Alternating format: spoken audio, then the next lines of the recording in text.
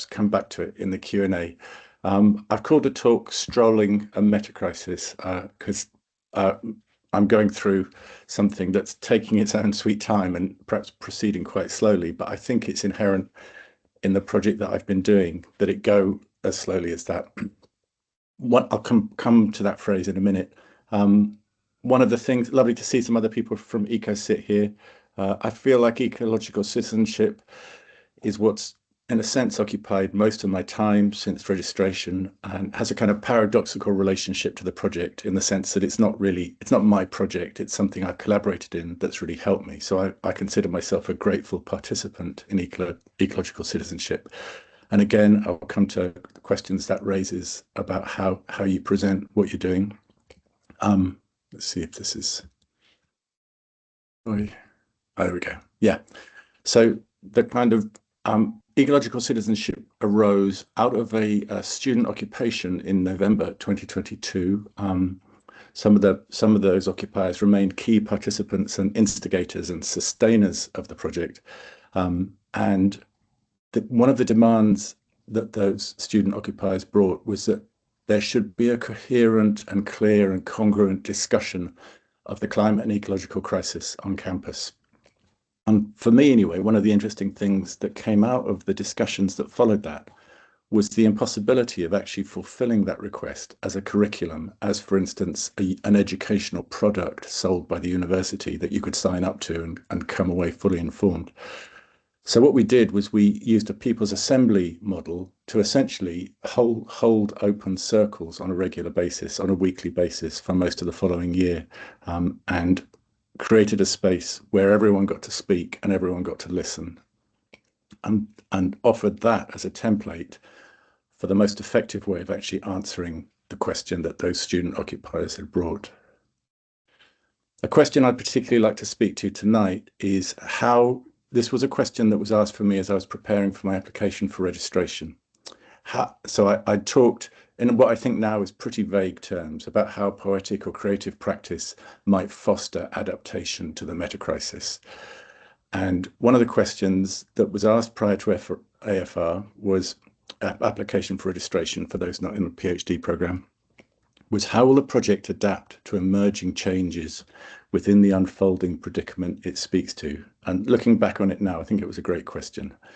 With EcoCit, that was almost like baked into what we were doing right from the start. Our very first week of operation, we held a People's Assembly in this building, and one of the people who was at the circle you just saw the previous slide for, a good friend of ours, ex-pharma student Holly Astle, decided to redecorate the launch pad about 2 hours before our People's Assembly. It felt like that was the kind of momentum that we entered a year-long meetings with, having just responding in real time to what emerged as students, alumni and others had their own views about what engaging with the ecological or meta-crisis consisted of. A punctuation mark that perhaps spans the other end of that same curve is one of the things I'm going to speak to in the essay I'm going to read in a minute. Phil Green, pictured here, decorating a safely glazed Van Gogh painting, not the original Van Gogh souping, but the subsequent one. Phil has been and remains one of our key instigators and sustainers. Phil's a Falmouth Student Union vice president, now alumni, working in restorative justice working. Oh, I've forgotten their name. Someone else will help me. So again, these are kind of unplanned developments, or unplanned by the rest of us anyway, that kept a kind of momentum and uncertainty to what we were doing. And there was a very coherent answer, I think, within the nature of that project itself to that AFR question. The way that we dealt with emerging changes, challenges, and that overarching sense of dilemma was the People's Assembly model itself, which basically operates for anyone who's been in this kind of activist space will be probably familiar with these principles: radical inclusivity, active listening, and trusting the process. An important thing to stress about that is it's actually offering a very boundaried space that stops your typically dominant windbags, lecturers, etc., dominating the conversation, where it becomes really important that an uncertain first-year student, it's as important to hear their voice as that of a professor of art and environment, for instance. So everyone will get the same amount of time, everyone will be subject to the same requirement for respect and for active listening to each other. And I think I've taken a lot from that, especially the third one, trust the process, in the whole spirit in which I've continued with the project. I'm going to just flip through this because I can see I'm not quite keeping to plan. If there's time later, I'd like to talk about the work of the Gesturing Towards Decolonial Fellowship that's been an underlying inspiration, and especially through this curriculum that a group of us have worked together with now in a reading group for about 3 years, Hospicing Modernity. I'll come back to that, but essentially there were two principal frames for me with this Canada-based decolonial network gesturing towards decolonial futures, and the work of the Dark Mountain Project that brought a lot of the same material, perhaps in a rather different, more literary way. Some 10 years earlier, it was 2009 when this was published, and we actually had them down here to launch it a couple of times for a couple of related visits. Again, essentially, the core of the Dark Mountain Manifesto and project is what's most important is who we get to hear from and what perspectives we get to hear from when you're entering into an irresolvable predicament. So great to hear from climate scientists, but we need to hear from other people too. And so we can, therein, the key role of the arts and culture and literature within an emerging metacrisis. Who gets to speak? How do we get to listen? What kind of voices are we exposed to? So the last thing, just as I kind of tip into the essay itself, it's the fifth in what's gradually taking shape as a series of, I'm going to go with 9 essays. It's the what goes from here is always quite flexible, but there was a group of 3 essays that followed AFR that just flow on from a 10-year series of essays, and there's no special demarcation that singles them out from the work I was doing before. I'm just counting them from my application for registration. The first 3 really speak from a background in the climate movement. They engage with the decolonial fellowship that I was talking about, and look particularly at the notion of depth education, which we can talk about later. The second set of 3, really what I'm bringing today, a recently published essay on the significance of Palestine Action and the government proscription of Palestine Action and the citizen resistance of that proscription that's been mostly involved most of my time for the past year, and is in a sense, as far as I'm concerned, part of my project. That's all not only become central to the project, but in the spirit of that question has quite radically shifted my understanding of the project itself. I think the whole experience of the phase of the Gaza genocide that happened since October 23 has made it impossible for me to talk about climate in the way that we did before, or talk about climate adaptation in the way we did before. I maybe won't say much more about that, except just to flag that what I'm trying to do here is actually line myself up for the next essay in that series of 3, the one that will follow the one I'm writing now, provisionally called A Fingernail of Sand, after this quote that many of you probably know, certainly those of you who've read Omar al-Akkad will know. It's by a Palestinian queer poet called Rasha Abdulhadi.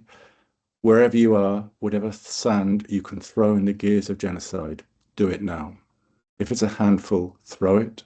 If it's a fingernail full, scrape it out and throw. Get in the way however you can. So I think a lot of what I'm writing about is, what does it mean to get in the way, and how on earth do we go about that in our lives? So I think I've probably touched on this already. A significant pivot for me this year was while I was working on an essay about Palestine Action, and I met some of them in London, heard from a very powerful speaker called Saeed, who's talked about in the essay linked in the details for this talk. While I was struggling to work out how to finish this essay, Yvette Cooper kind of came to my rescue by prescribing them and making it illegal for me to talk about them while I was writing about them, which was a fascinating position to be put in by a highly politicized misuse of terrorist legislation in plain sight of an entire population, really. I mean, there probably are people out there who don't think it's a complete nonsense that the government did that. I just haven't met any. So one of the things it pointed me towards increasingly was a more kind of radical, unconditional notion of why you're doing what you're doing, and not drawn into the expediency that can sometimes bedevil the climate movement, as if we think it's just about establishing technical solutions, rather than setting your face against systemic violence, or if you prefer, systemic evil, because that's the best way to meet systemic evil. So in that spirit, I'll just read the next one in this sequence, and then we can take it from there. There's a few details about the context that this essay came up in the page details. In the summer of 2021, the artist duo Heather Ackroyd and Dan Harvey floated a living sculpture onto the Thames at Millbank as part of a Culture Declares Emergency ceremony. Using stenciled letterforms to block photosynthesis, their artwork on the shore inscribed 2 short sentences by the poet Ben Okri onto a canvas of living grass. Spelt out in pale caps within the darker green surface, Okri's words read, "Can't you hear the future weeping? Our love must save the world." The idea has become so familiar by now, we can forget to ask what's actually being proposed.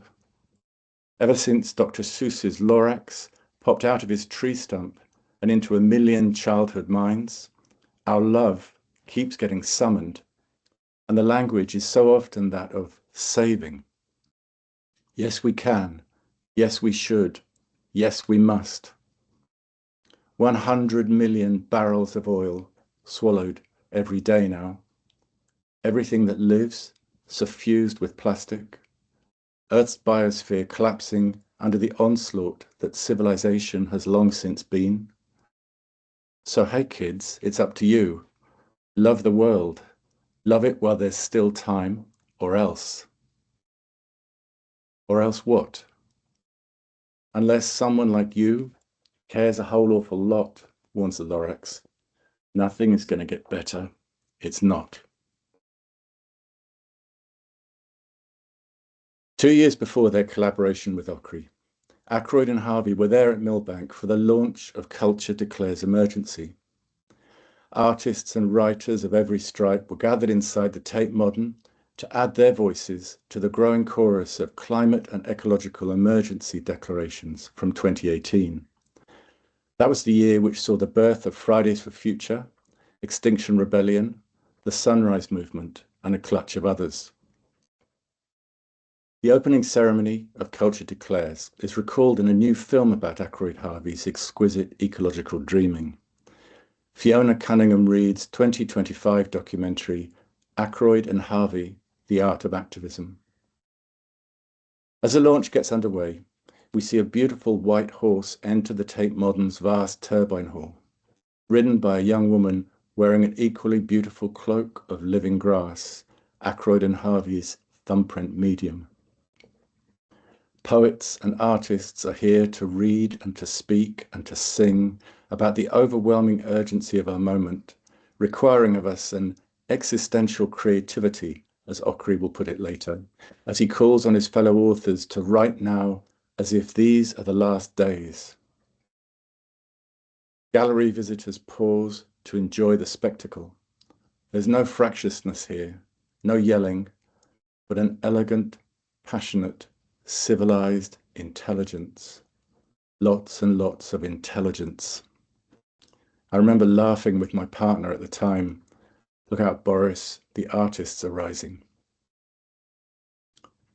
Derision is cheap. This isn't about derision. I was swept up in the non-violent mobilization that Ackroyd and Harvey's subtle visual alchemy did so much to foster that year.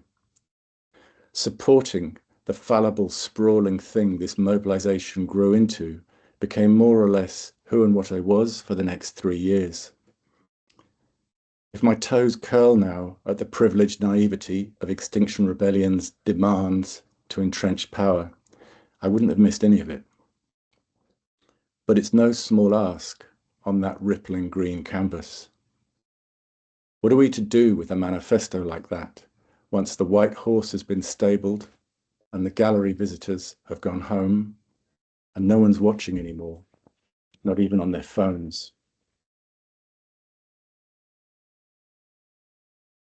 "20 years ago, the British war economy was profiting handsomely, as it is now, from what it does so well: the rationalized, civilized, democratized slaughter and immiseration of designated unpeople." In December 2005, the playwright Harold Pinter, near to his own death from cancer and with his knees blanketed in a wheelchair, uses a video link to offer his acceptance speech for that year's Nobel Prize for Literature. Pinter has prepared some thoughts on art, truth, and politics for what he knows will be his final public address. With the West's unprovoked invasion of Iraq already spiraling into carnage and terror, Pinter has come here to address the fundamental difference between what we mean when we speak of truth in art and truth in politics. As a dramatist, Pinter tells us, more often than not, you stumble upon the truth in the dark, often without realizing that you've done so. But the real truth is that there never is any such thing as one truth to be found.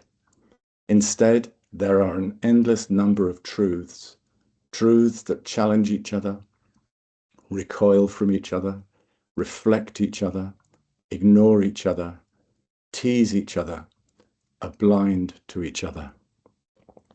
Sometimes, he says, you feel you have the truth of a moment in your hand, then it slips through your fingers and is lost. Fiona Cunningham-Reid's intimate documentation of Ackroyd and Harvey's 30-year collaboration and of the way its evolving phases are interwoven with their changing personal lives offers an eloquent example of the elusive realm that Pinter speaks of here. The living processes at play in their work include a series of giant photographic photosynthesis grass portraits, a poetic innovation that unspools over decades. In Boyce's Acorns, we see their collaboration extend backwards and forwards in time as they gather seeds from the oak trees which Joseph Boyce famously planted as a living artwork in 1982, and extend his reparative gesture in a dispersed new generation of young oaks. We meet the recovered, cleaned, and now hauntingly crystallized skeleton of a beached whale and two disease-struck ash trees given new and unpredictable lives. Most unforgettably for me, we're led into an abandoned Romanesque London church to find its glowing green interior transformed by walls of living grass. If there's a challenge to the dominant culture running through this work, it's one that comes not as a cry of alarm, but as a gentle, loving invitation to look again at the sheer strangeness of what and where we human beings are. Their friend and collaborator, Ben Okri, sums up this invitation well when he addresses us from the Culture Declares launch at Millbank. We as artists must find a way to speak to the great love that every human, whether they're aware of it or not, has for this planet, has for the air that we breathe, for the earth that we stand on, for the fruit, for the sunlight that we receive. Such work surely moves well below the radar of emergency declarations, being made of something more slippery and unpredictable. A quicksand, Pinter calls the elusive language realm its invitation draws us into, a frozen pool which might give way under you, the author, at any time, as we see it do for Ackroyd and Harvey.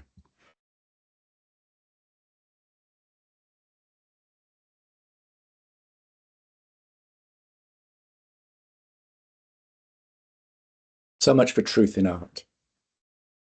Those now dominating the West's political sphere, by contrast, are troubled by no such dilemmas. The crucial distinction between these two domains is at the heart of what Pinter has come here to say.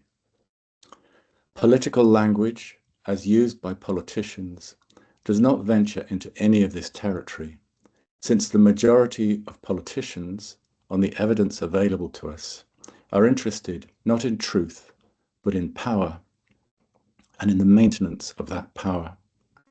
To maintain that power, it is essential that people remain in ignorance, that they live in ignorance of the truth, even the truth of their own lives. What surrounds us is therefore a vast tapestry of lies upon which we feed. 20 years on, I keep coming back to Pinter's final talk. Now more than ever, what he had to say about the West's political gaslighting, wherein language is actually employed to keep thought at bay, speaks unbearably well to where we stand. It's Pinter's voice I have in my ear now when I hear talk of our cultural institutions declaring a climate emergency. With the UK government actively collaborating in a 2-year live-stream genocide, how exactly are we to inhabit such a declaration now, as citizens, let alone as artists? The author Jeanette Winterson once spoke of art as a mirror in which we discern truths which can be seen in no other way. It's the core image of Pinter's Nobel speech. When we look into such a mirror, he says, we think the image that confronts us is accurate, but move a millimeter and the image changes. Pinter is most certainly an advocate of political art, and his main concern in navigating such territory is that sermonizing has to be avoided at all costs. But there comes a moment, he says, when subtlety itself becomes part of the problem, an endlessly absorbing preoccupation that actually serves to deflect any more direct confrontation with the lie it supposedly challenges. At such a moment, the job of the artist, Pinter tells us, is to get out of their chair and smash the mirror, for it is on the other side of that mirror that the truth stares at us.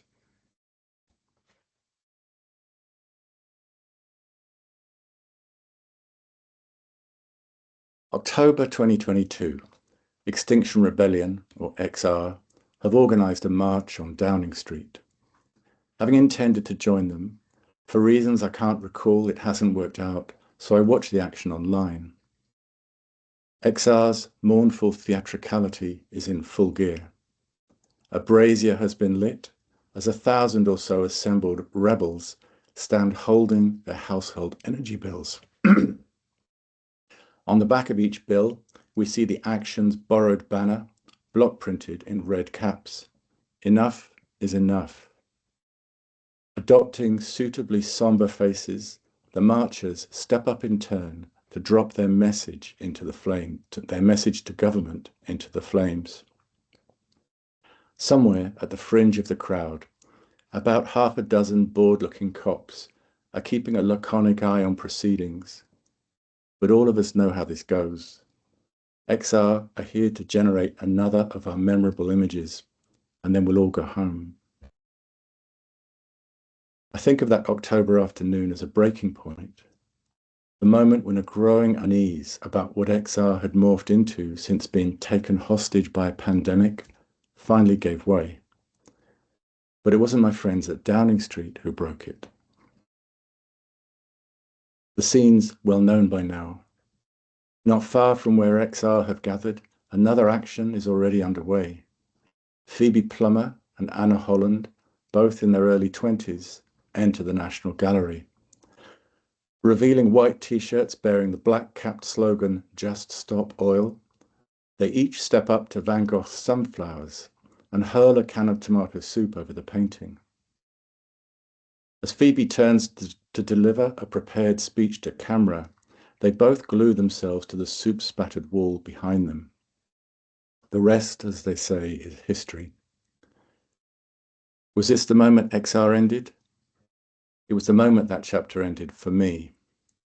There was something utterly ruthless about this young splinter group's timing, as two activists, barely out of their teens, effortlessly and massively upstaged the all too ignorable theatrics happening down the road. This isn't about numbers, that dribbling orange soup said. This is about what you're willing to do. Much has been said about the courage Phoebe and Anna and their fellow Just Stop Oil activists have shown. This tends to focus on the personal costs of criminalization and imprisonment. Without belittling any of that or ignoring its social context, this wasn't the courage that most struck me in the days and weeks after this action. The sheer impact of what Phoebe and Anna did is a matter of record, but what this impact mainly consisted of, as I recall it, was a worldwide howl of derision. The mob mind, nursed by corporate social media, became one giant kicked ant nest as everyone piled on to agree just how mind-numbingly stupid this action was. An adolescent move lacking any depth or complexity, a self-indulgent tantrum adding nothing at all of use, its message chain way too broken and confused. Why soup, for fuck's sake? Why sunflowers? Oops, too soon, sorry. But derision, of course, was the plan. When a counter-campaign called Just Stop Pissing People Off took a brief ride on Just Stop Oil's success by infiltrating and then disrupting a few of their actions, they were at least right about that. Just Stop Oil was indeed all about pissing people off. Either you make people angry, really fucking angry, with the obnoxious pointlessness of your action, or you take up your place behind XR in a decades-long column of managed defeat. 1,000 or 60,000, turns out it makes no odds, banner-toting marchers rolling up for what amounts to just one more cultural event.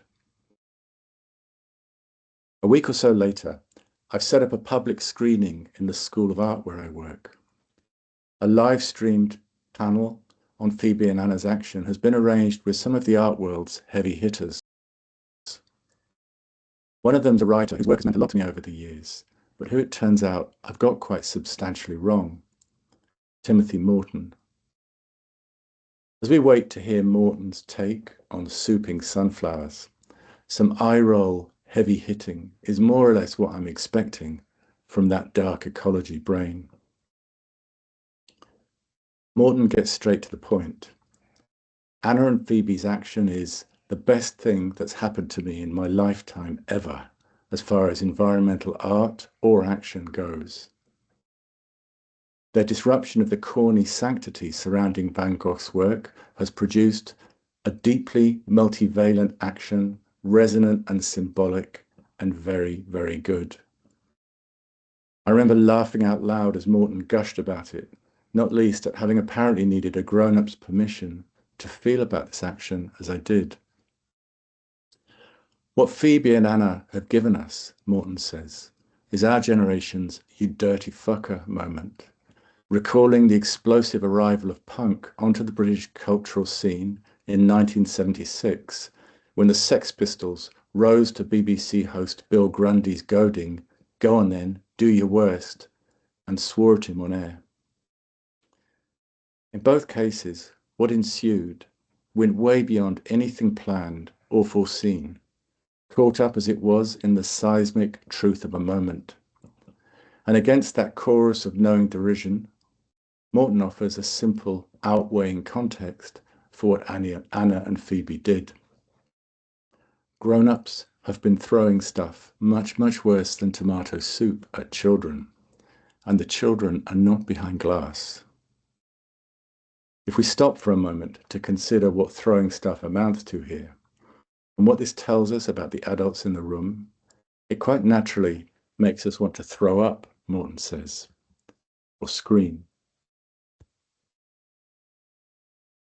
The day after Phoebe and Anna's action, a question lodged itself in my head and seems to have got stuck there. What were they throwing soup at? Van Gogh's sunflowers certainly proved an effective symbolic target, probably far more so than they could ever have guessed when they entered the building. But symbolic of what?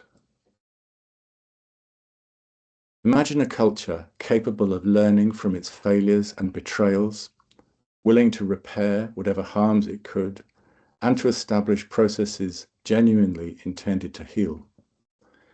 In such a context, their action would have been every bit as incoherent as its 50 million tweeting critics claimed. But as Morton said, this wasn't the action's context, was it? God knows how many times we've heard now that hurling soup at paintings is hardly the way to win people over to your point of view. Suppose that soup was actually being flung in the face of exactly this, go on then, convince me, entitled liberal complacency. To my ear, Just a Boyle didn't enter the National Gallery to raise the alarm on runaway global heating, so much as on our insidious neoliberal culture of uncare, which allows an entire cultural establishment, even now, to remain pathologically insulated from what the young are being abandoned to by this generation's knowing refusal to change. In his 2024 book, At Work in the Ruins, Dougal Hine offers a memorable observation about the Fridays for Future campaign. It was through its radical failure that those school strikers' optimistic call for state power to follow the science helped to reveal the far more brutal logic of what it is that state power does actually follow.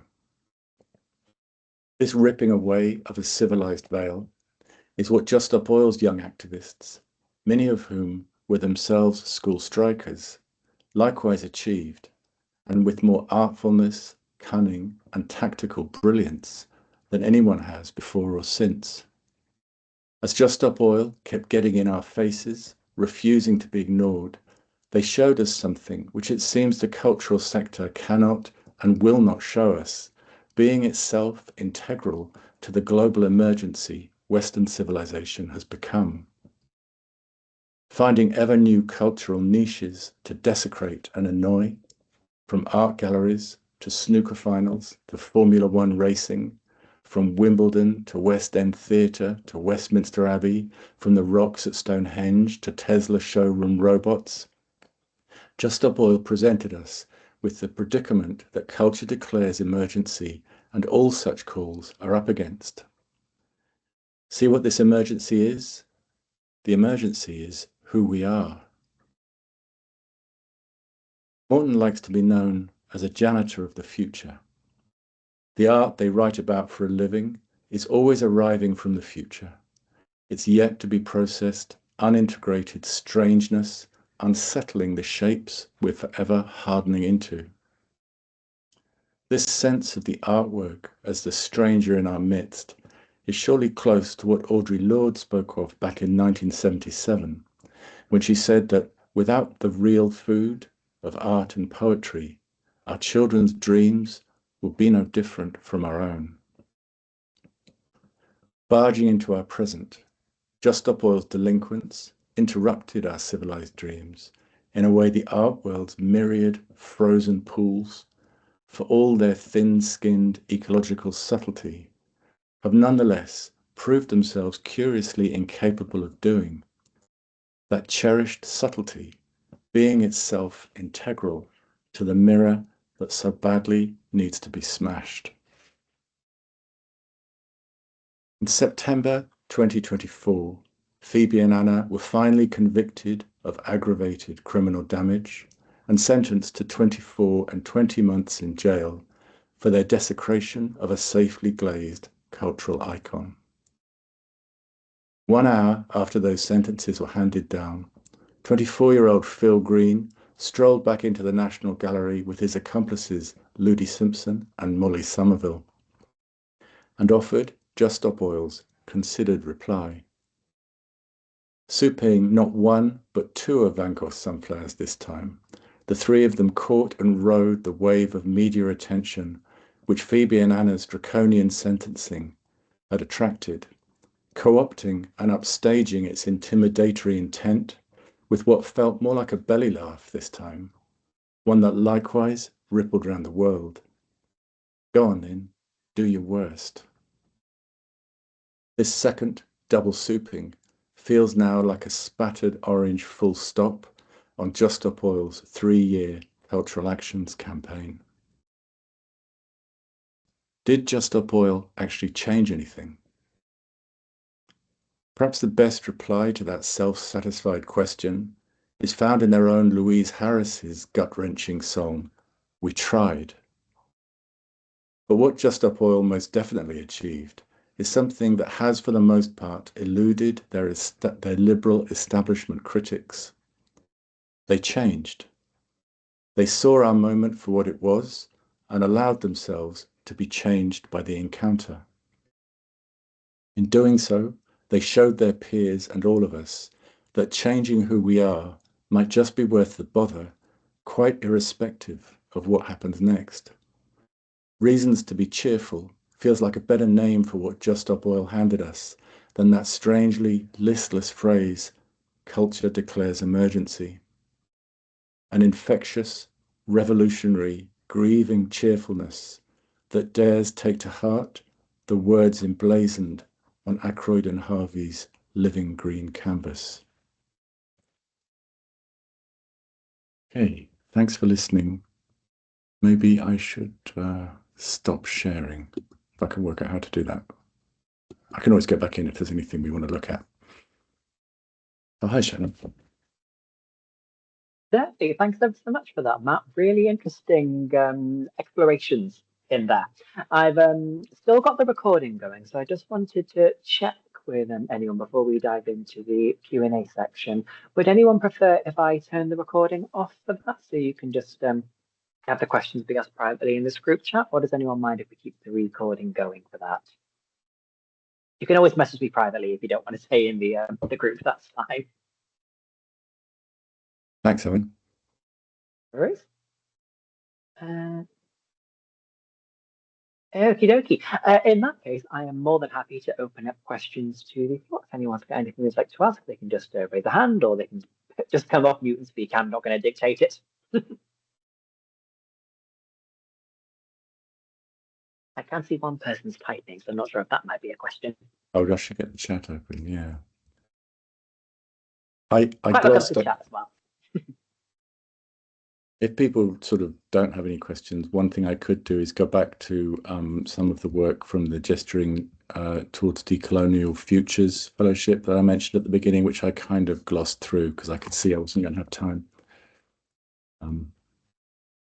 Yeah. Oh, I don't think that brings a question, just lauding praise. Thanks, that's praise. Thank you. Thank you. I've got a question, if that's okay. Vicky, yeah, not really shoot. A question, but are you going to bring in any of your beautiful illustration and poetry, Matt, into the conversation? Because that, when I was on the MA, that really sort of touched deeply the work that you was working on, or you probably are doing it anyway. Thanks, Vicky. That's a great question. And I said this project's going quite slowly. And one of the ideas I ran past a bit quickly was a really important principle from the hospicing modernity work that I mentioned, which is the idea of diffraction. And diffraction is about recognizing that we contain multiple perspectives and processes, and often they're effectively like different people within us. They propose it as a decolonial psychoanalysis, which sees those voices as not in us. They're not parts of us. It's more like they're voices of a matrix in which we ourselves are embedded, what they call a living biointelligent metabolism. It really speaks to me a lot. So learning to listen to those different faculties. And I talked about the series of 9 essays as a kind of mental strolling. The phrase comes from Ben Okri. The idea of essay writing is a mental strolling. And I feel like, having entered this project, asking the question, how might poetic practice or creative practice inform and support an adaptation to the meta crisis, it's taken me this long to get a sense of where and how I'm finding an answer to it. And it's in the writing of essays. I'm a serial obsessive, so I go into something and then I just can't really do other things. I have pushed to the third group of 3 essays, a whole body of ongoing work which really relates to visual practice more marginally, but also poetry of different forms, and also a conversation with prayer and spirit, which I think to me is relating not to the notion of church or even religion, but to of a kind of unconditional relationality and to relating outside of our individual selves. So I want to take those words, prayer and spirit, and point to the vast panoply of cultures in which those terms have a kind of valency, not just monotheistic religion.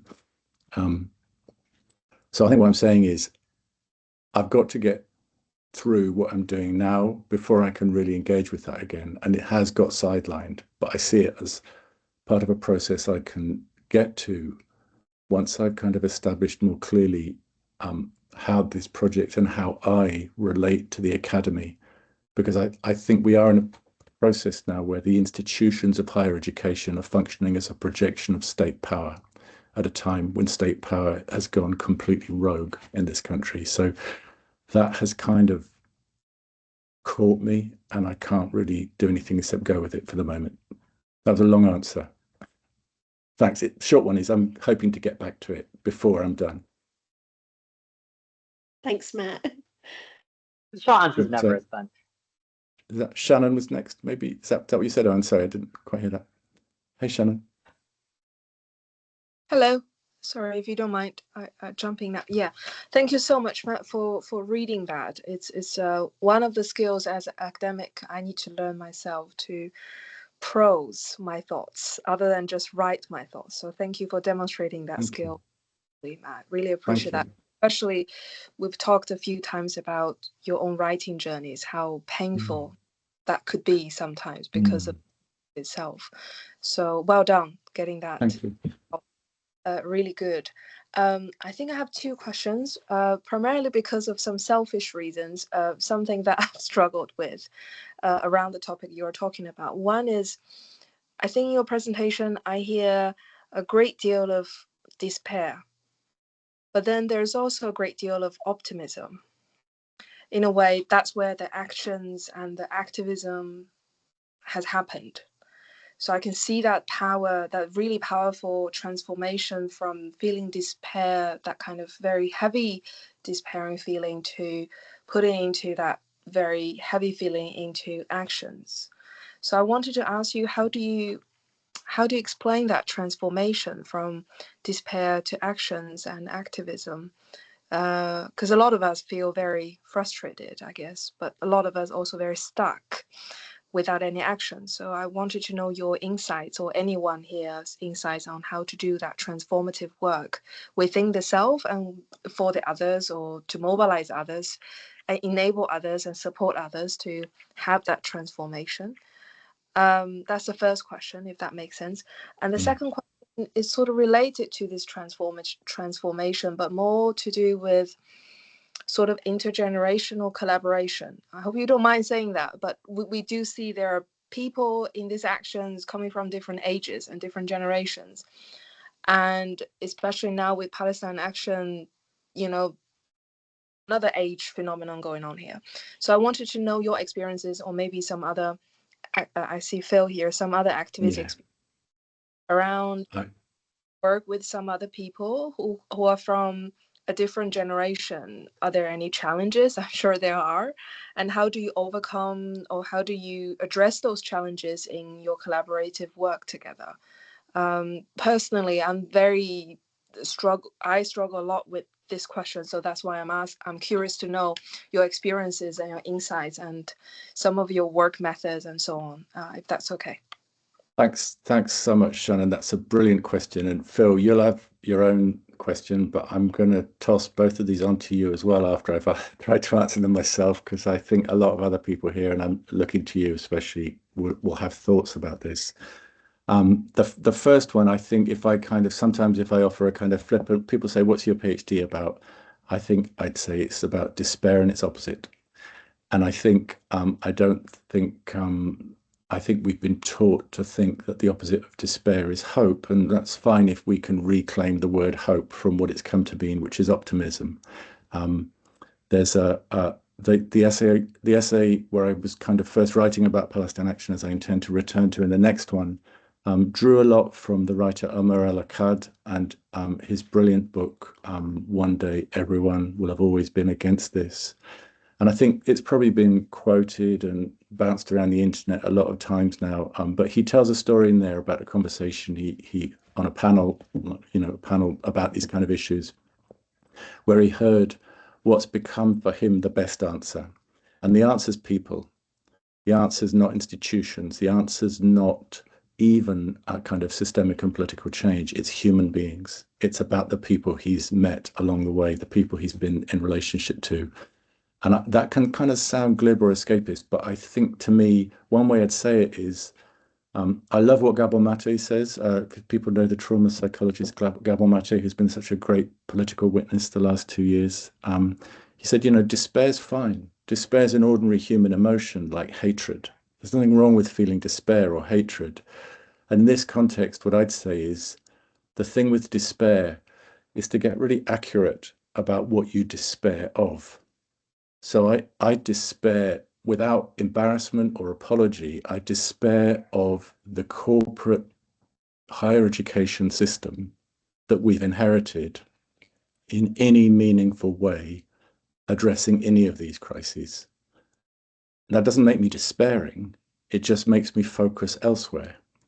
So it makes me focus, for instance, on what we've been doing with ecological citizenship. And when I set up in a grateful participant, what it opened up, to kind of bridge your second question, certainly during its first year, when it was in full operation, was exactly an intergenerational space. It was the people who started it, which were Phil to the left of you on my screen, and a small group of others who were kind of about a third of the age of a lot of other people who then rolled up to join in it. Came together around this people's assembly model to actually collaborate and work together on how do we understand and respond to this situation. Those principles of radical inclusivity, active listening, and I think I'm drawing a circle around active listening as I say it, and trusting the process. It fosters a work which, for me, I would say, in almost clinical terms, since 2018, has been a cure for depression. That I'd spent, by 2018, I've been working on an MA Art and Environment here for 5 years, from 2010 to 2015. That had kind of got me more and more involved in looking, and I was reading one student dissertation after another, which seemed to me to be an awful and losing wrestling match with futility. And they were trying to find some solution, and at the end of the essay, they'd hold up their artwork and say, "Well, I hope you like what I've done." And I think it was the civil resistance movement that it felt at the time like we were fostering what we called a regenerative culture around mass civil disobedience, but it was a civil disobedience that mattered. And I kind of see it the other way around now. I think XR's actions never had a hope of winning on their own terms, but what they did fostered something around kind of pub tables and village halls, from kind of Penzance to John O'Groats. Something sort of rippled across the country, and it's that thing that really mattered. And that was exactly what you're talking about. It was people finding each other and realizing they're not alone, and actually that there's something existentially different about engaging with this stuff in community and in company than there is sitting at home on Facebook, which is where our kind of infotainment industry would keep us. That was a longer answer than I meant, because I meant to leave you, Phil. If that's okay, Shannon, I'll pass to Phil to see if Phil can help us there as well, and ask whatever you want to ask. Welcome. Thanks, Matt. Hi, everyone. I won't say much. I feel a bit ill, so my brain's on half speed. But I will say to that I've met people in the same space who are in their 70s and they're on their first ever protest, and then stood next to them is a 20-year-old who is leading their own campaign and has been arrested 12 times or whatever. And I think that fostering intergenerational spaces, it needs to come from hearing everyone's voice and not having those at the front saying, oh, well, we tried that 3 years ago and it's rubbish. That's a crap idea, whatever. It's about holding everyone in the circle on an equal playing ground and hearing everyone out, whether that's their feelings or their ideas. And then if you do that long enough, I think that kind of social barrier breaks down and everyone becomes kind of one in a way. And yeah, I think that's where my thoughts end tonight. But I have got a question, if that's all right. And it is, for both Palestine Action and Just Stop Oil, the crux of their actions was throwing paint or soup or whatever, or smashing up property, whether that's filing cabinets and arms factories or Van Gogh's sunflowers. But there has been a real push to conflate that with harm to people. So I know that in the trials of the soup and sunflowers people, they were told that their action was an attack on art lovers, as if they'd punch someone in the face. And with Palestine Action being prescribed as a terrorist group, terrorism, like by definition, needs to harm people. So I wonder if you have any thoughts on that kind of prioritization of property damage as violence and the total sidelining of violence to people in the most horrific way, or violence to nature. If you had any thoughts on either why or what that means to you, and if it does kind of thread in with what you've been talking about. Thanks, Phil. I think the first thing for me, I come back to that Harold Pinter talk, and I just found it really helpful what he said. You're being lied to all the time. The lie's so pervasive, it's almost impossible to keep it in focus.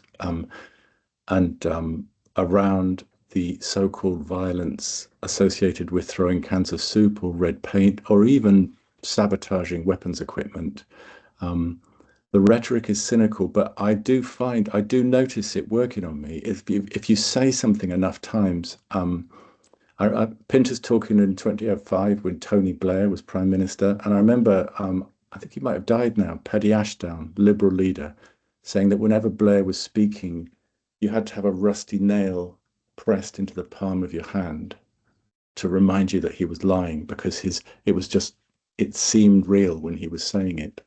So I think the power of simply saying something often enough is very dangerous and very real. And all we can do is speak the truth as we encounter it. I think we're at a moment now where it really, really does matter.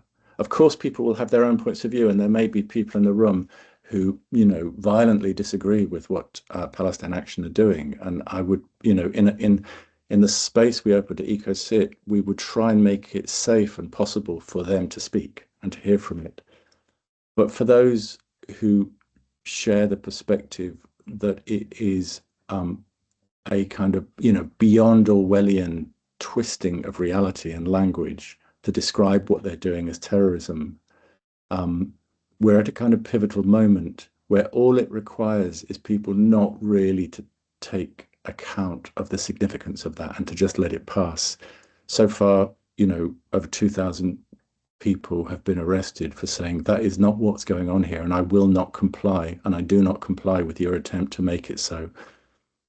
Will that be enough to turn it around and throw it back in the state's face? I don't know, but if 27,000 did, I'm sure it would. So I'm not confident of numbers, but I just know the whole thing radically depends on everyone offering what Timothy Snyder calls preemptive obedience. Let me just try another pass at that, because I think it's a really important question. Palestine Action stand quite clearly in a long and proud tradition in this country of ordinary citizens taking it upon themselves to implement international law, to interrupt a genocide economy when they find themselves part of it and party to it as citizens, and to break equipment when necessary, or break machines, or break weapons, or planes, or anything else. When doing so, can legitimately be argued to be interrupting a greater crime, a crime against humanity. There's a long tradition of that going back. You know, the famous Fairford Four, who did so in the context of the Iraq War and were defended successfully by Keir Starmer.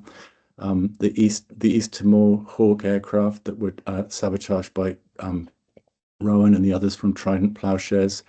This goes way back, and that is what Palestine Action are doing. I think there's some of them, you know, 3 days before they were prescribed, the British-Israeli historian, one of the most preeminent voices on the region, a British-based historian, described Palestine Action as heroes. He said, you know, the prescription was already coming, so he said it 3 days before the prescription came into force. He talked about how they're essentially idealistic, mostly young people who are putting themselves in great jeopardy and at great cost because they cannot and will not stand by to watch what the kind of sheer economics is allowing to happen in this country.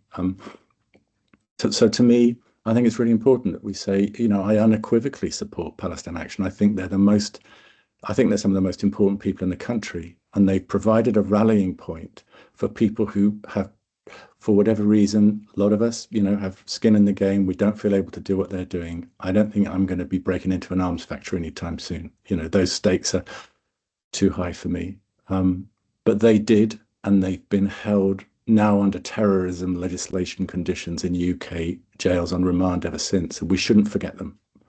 So yeah, thanks for the question. Thank you. I can see David's got a hand up as well, and then I'll probably call this to be the last one. So we've got 2 minutes left until we hit 6. Thanks, Owen. So, David, do you want to pop in?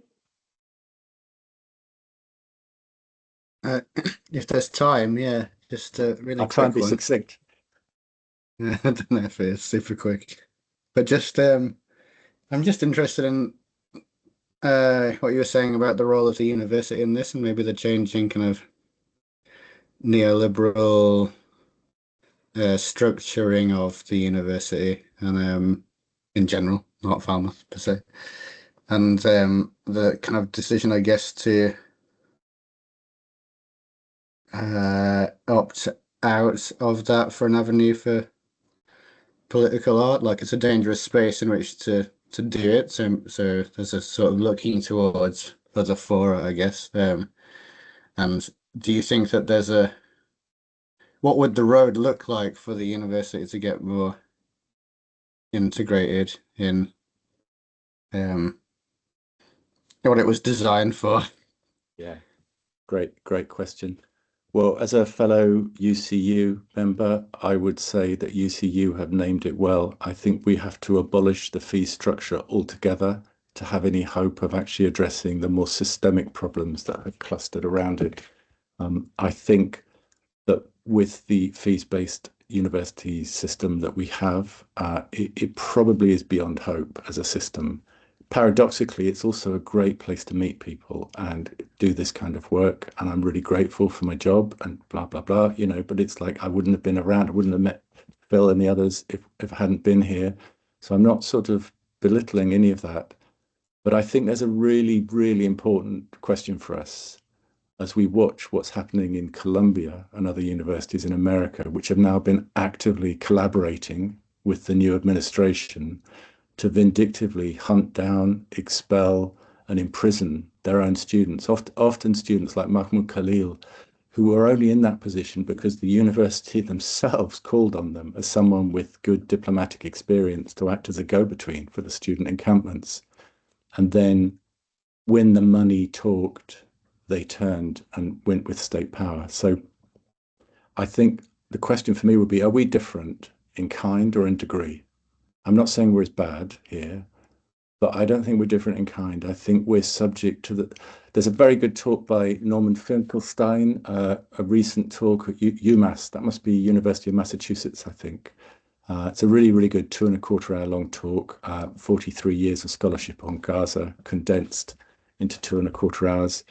But the lecturer introducing him, a lecturer in visual communications, makes a suggestion that it's because the universities have been taken over by a managerial class but they are completely helpless before the forces now railed against them in America, and that the only hope for the university system would be for them to actually restore leadership to the academy itself, rather than to the managerial class, which sits the executive arm, if you like, that sits completely outside of any kind of intellectual critique or kind of moral authority, intellectual authority to actually critique what's going on.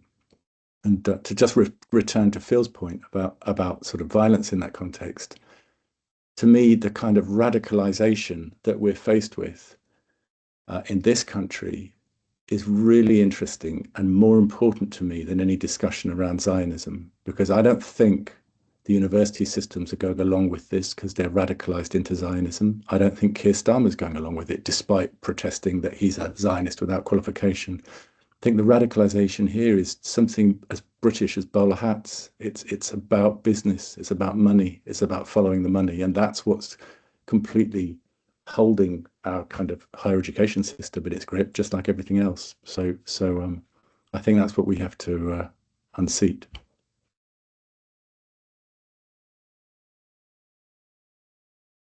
Thanks, Owen. I don't know if that's a good note to end on or not. It's a bit bombastic. Well, I think it's as good a note to end on as any. We've got a talk next week, EcoCit, in Lecture 1 on Falmouth campus, Thursday the 23rd. It's a guest filmmaker called, oh God, I've forgotten his name. Is it Peter Kirk?